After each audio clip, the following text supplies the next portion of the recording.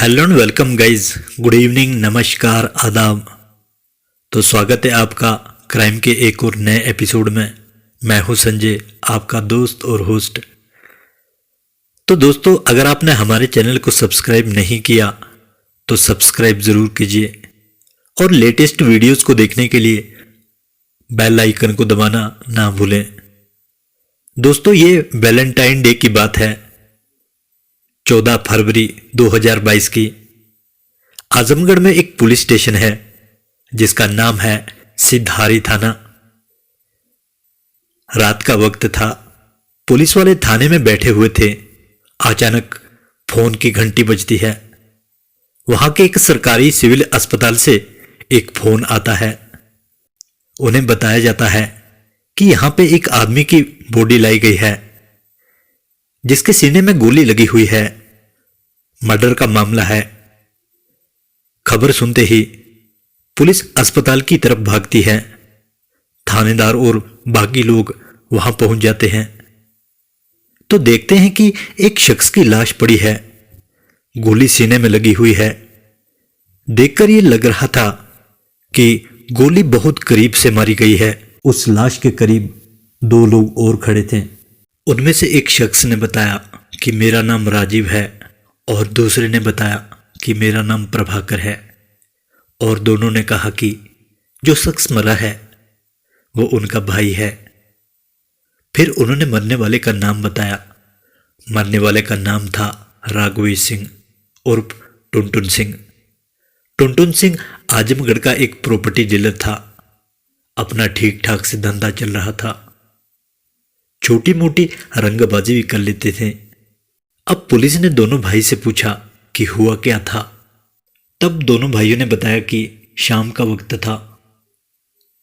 भैया गाड़ी लेकर कहीं निकले थे और उसके बाद अचानक हमें किसी का फोन आ जाता है। गाड़ी में इनकी लाश पड़ी थी। हम फौरन इन्हें लेकर हॉस्पिटल की तरफ भागे। हालांकि तब वो जिंदा थे, लेकिन डॉक्टरों ने कहा कि इनकी मौत हो चुकी है। अब पुलिस ने कहा कि आपको किसी पे शक है तो बताओ। तो उन दोनों भाइयों ने कहा कि हां, हमें शक है, क्योंकि इनका प्रॉपर्टी डीलर का धंधा था। इनके बहुत सारे दुश्मन थे।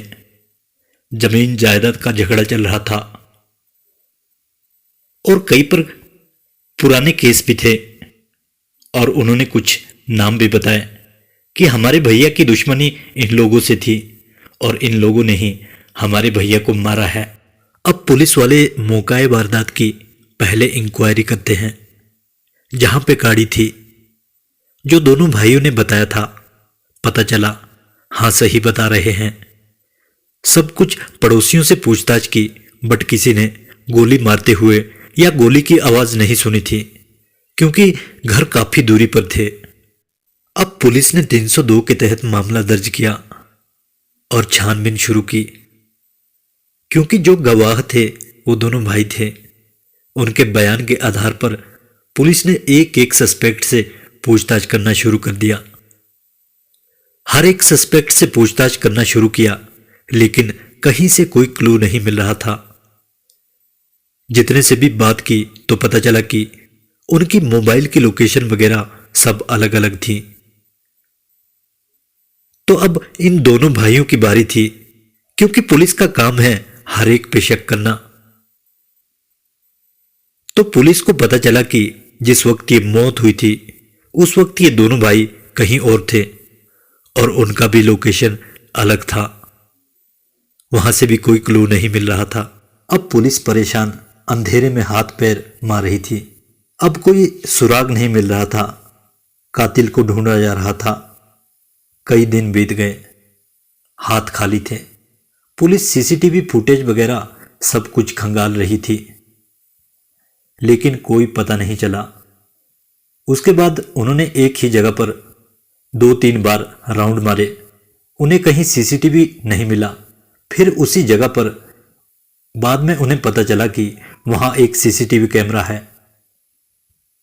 और उन्होंने कहा कि इस सीसीटीवी कैमरे को ढूंढो और इसको लेकर आओ। अब सीसीटीवी कैमरे को लेकर आए। इसके बाद पुलिस कैमरे की फुटेज को देखती है। काफी देर तक गौर से देखने के बाद पुलिस ने कहा कि अब दोनों भाइयों को लेकर आओ। अब पुलिस राजीव और प्रभाकर दोनों भाई को पकड़ कर लाई। अब एक पुलिस वाला दोनों भाइयों को कहता है कि तुम दोनों ने झूठ बोलकर पुलिस को गुमराह किया है, अब दोनों भाई जेल जाने की तैयारी करो। अब साथ में ही खबर फैल गई कि टुनटुन सिंह के दोनों भाइयों को उसी के कत्ल के इल्जाम में पुलिस ने गिरफ्तार कर लिया है। अब दोनों भाइयों ने कत्ल किया, यह सवाल अब सस्पेंस बना हुआ था, लेकिन असली कहानी अभी खुलनी बाकी थी। एक ऐसी कहानी जिसको बाद में जिसने भी सुना सब चौंक गए। एक ऐसी कहानी जिसमें पुलिस ने जिन दो लोगों को उठाया उन्हें लगा कि ये दोनों कातिल हैं, वो कुछ और निकले। एक ऐसी कहानी जो मरा है उसके बारे में जो पुलिस की थ्योरी और इन्वेस्टिगेशन थी वो कुछ और निकल गई। तो कुल मिलाकर हर किरदार और हर कैरेक्टर एक रहस्यमयी और एक नया जवाब सामने दे रहा था, और पुलिस खुद परेशान हो रही थी कि ये क्या हो रहा है। दरअसल हुआ ये था कि जब पुलिस ने सीसीटीवी कैमरे को खंगाला तो उसमें तस्वीर दिखाई दी, और इत्तेफाक से उस तस्वीर का एंगल बहुत सही जगह पर था। उस कैमरे ने यह दिखाया कि 14 फरवरी की रात एक गाड़ी उसी जगह पर जहां पे ये कत्ल हुआ था आकर रुकी। इसके बाद वो गाड़ी सड़क किनारे वहीं खड़ी रह गई। कैमरा चालू है। काफी देर के बाद अचानक दिखता है कि वो गाड़ी दूर खड़ी है और कैमरा भी दूरी पे है। गाड़ी की सीट पर एक शख्स बैठा हुआ है, क्योंकि उसकी कोहनी कभी हाथ बाहर आता जाता रहता, और कैमरे का लंबा रिकॉर्डिंग चल रहा था। बहुत देर बाद अचानक उस कार के ड्राइविंग सीट से एक हाथ बाहर निकलता है। जब वो हाथ बाहर निकलता है तो जूम करके देखा गया तो उस हाथ में एक पिस्टल था। उसके बाद उस पिस्टल का मुंह आसमान की तरफ था।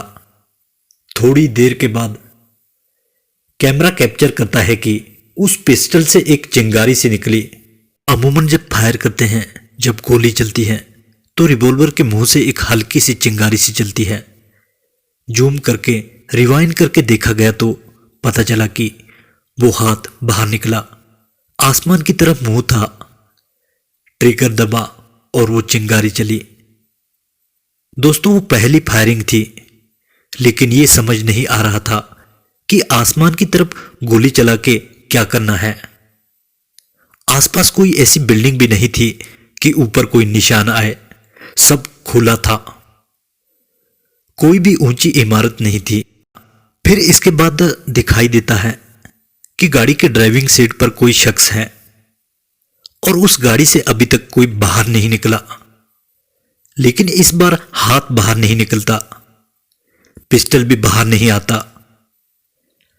गाड़ी से वैसे ही एक चिंगारी दिखाई देती है, जैसी पहली बार आसमान की ओर दिखाई देती है। इसके बाद कई मिनट तक सब शांत रहता है। फिर कैमरा दिखाता है कि उस कार के पास सामने से एक बाइक आकर रुकती है, जिस पर 2 लोग सवार थे।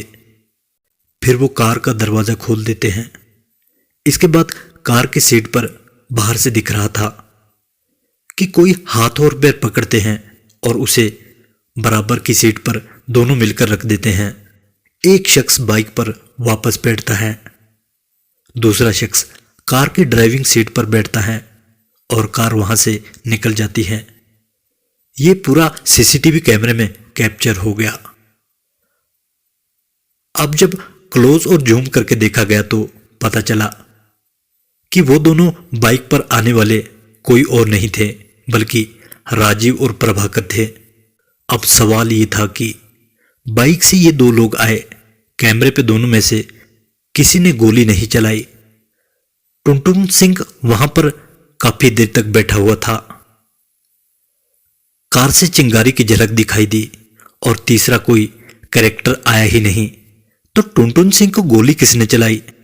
अब ये सारी चीजें, और तीसरा जब गोली मारी जिसने भी मारी, ये दो भाई जो गोली मारने में कहीं से भी शामिल नहीं थे, वो आकर पुलिस को ये क्यों बयान दे रहे हैं कि मेरे भाई का कत्ल हुआ है। और उस समय के रिलेटेड भी उन्होंने कुछ नाम बताए थे जिनके साथ पहले ही जमीनी जायदाद का झगड़ा चल रहा था। तो उन लोगों का नाम वो क्यों बता रहे हैं, जबकि उस कैमरे में, उस सीसीटीवी में कहीं कोई तीसरा शख्स नहीं दिख रहा है, बल्कि एक गाड़ी, और गाड़ी के अंदर एक शख्स बैठा हुआ था और दो भाई जो बाद में बाइक पर आते हैं। सिर्फ यही 3 लोग थे। तो सवाल ये था कि ये सब है क्या, गोली मारी किसने। अब जब ये सारी चीज हुई तो पुलिस ने फिर राजीव और प्रभाकर से पूछा कि मामला क्या है और तुम लोग वहां गए क्यों थे। जब राजीव और प्रभाकर ने कहानी सुनाई, अब पूरी कहानी ये थी कि राघवेश सिंह उर्फ टुनटुन सिंह 2015 से उसी इलाके की एक लड़की से प्यार करता था। दोनों का ये प्यार काफी लंबा चला, तकरीबन 5 सालों तक। बताया जा रहा है कि सन 2020 तक लड़की टुनटुन सिंह से शादी करना चाहती थी, लेकिन टुनटुन सिंह किसी वजह से शादी नहीं कर पाया और दोनों फिर बिछड़ गए। 5 सालों का रिश्ता खत्म हो गया। लड़की ने कहीं और शादी कर ली, मतलब उसके घर वालों ने उसकी कहीं और शादी करा दी। बात आई गई हो गई, लेकिन कुछ वक्त बीता, टुनटुन सिंह का प्यार फिर से जाग गया। अब वो फिर से लड़की को फोन करने लगा और लड़की ने टुनटुन सिंह से पहले ही साफ साफ कह रखा था कि जिस दिन मेरी शादी हो जाएगी उसके बाद से ना मेरा तुम्हारा कोई रिश्ता होगा, ना कोई संपर्क होगा, ना तुम मुझसे कांटेक्ट करोगे, ना मैं तुमसे कोई कांटेक्ट रखूंगी और ना ही मैं तुमसे मिलूंगी, ना फोन पे बात करूंगी।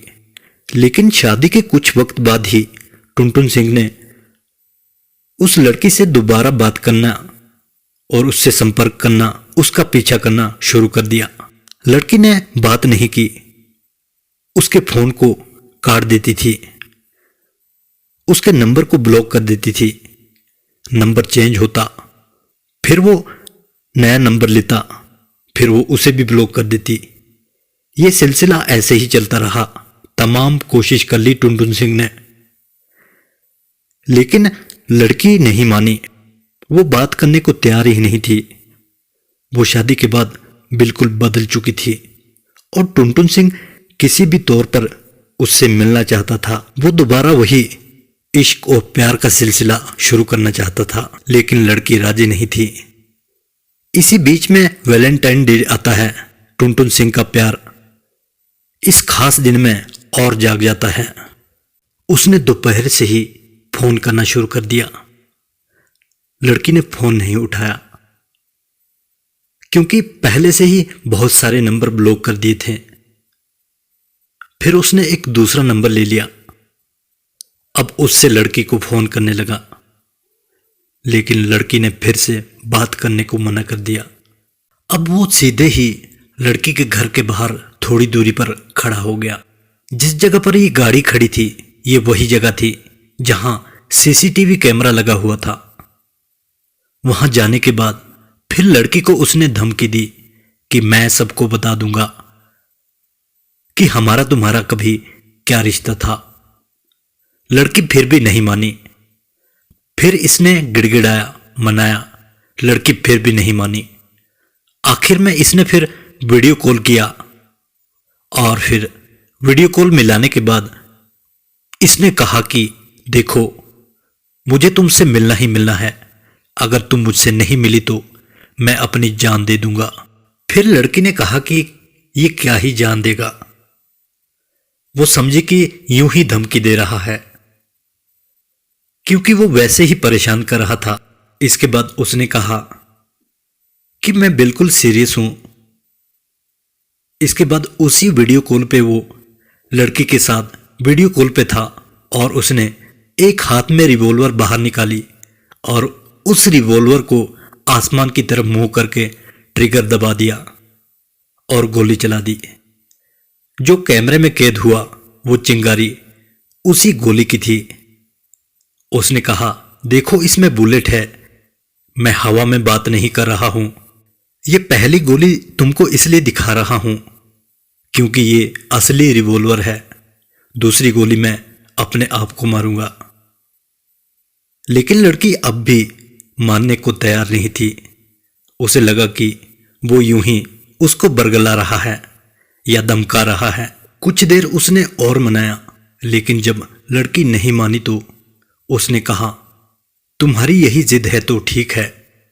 देखो लाइव वीडियो चल रही थी। कॉल पे उसने दूसरी बार उस पिस्टल का मुंह अपने सीने की तरफ किया और दिखाते हुए बात की कि देखो मान जाओ, मुझसे मिल लो वरना मैं खुद को गोली मार दूंगा। लड़की फिर भी नहीं मानी तो काफी देर हो गई थी। उसे लगा कि अब ये नहीं मानेगी।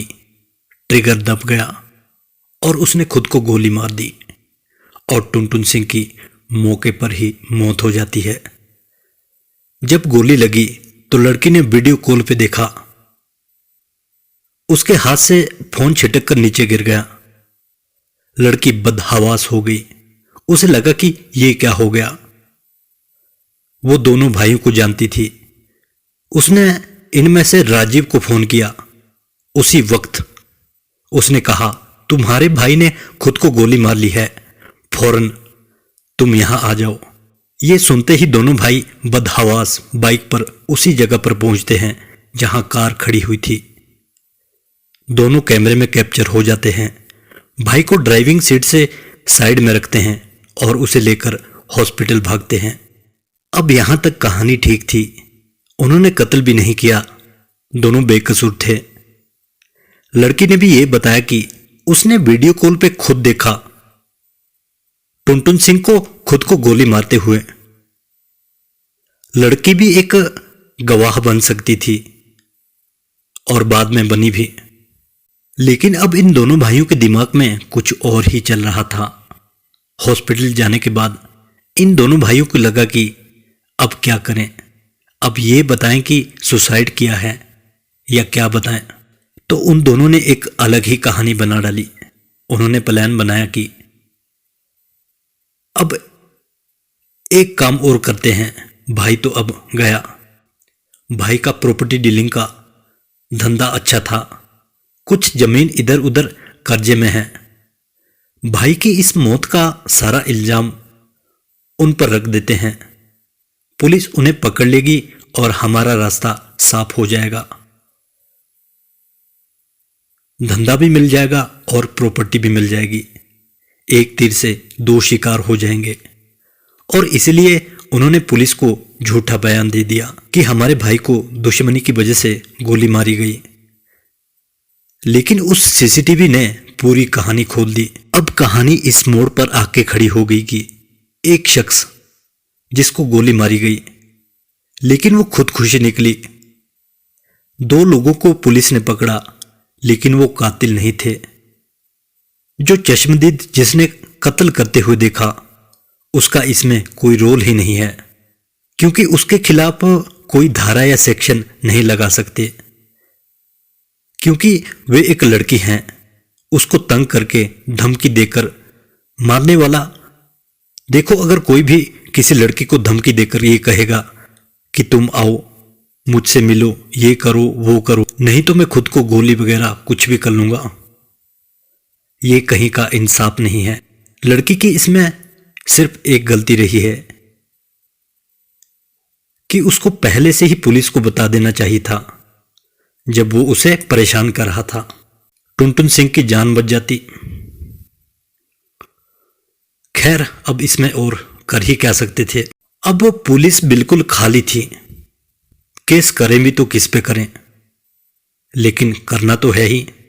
तो पुलिस ने कहा कि राजीव और प्रभाकर, तुम दोनों भाइयों ने पुलिस को बहुत गुमराह किया है, पुलिस को इतना दौड़ाया, तुम पहले ही बता देते कि सुसाइड किया है तो हमें इतनी मेहनत ही ना करनी पड़ती। तो उन्होंने डिस्ट्रैक्शन ऑफ एविडेंस, सबूतों के साथ छेड़छाड़ करना, सबूतों को नष्ट करना, झूठा बयान देना का मुकदमा दर्ज कर दिया और दोनों भाइयों को गिरफ्तार कर लिया।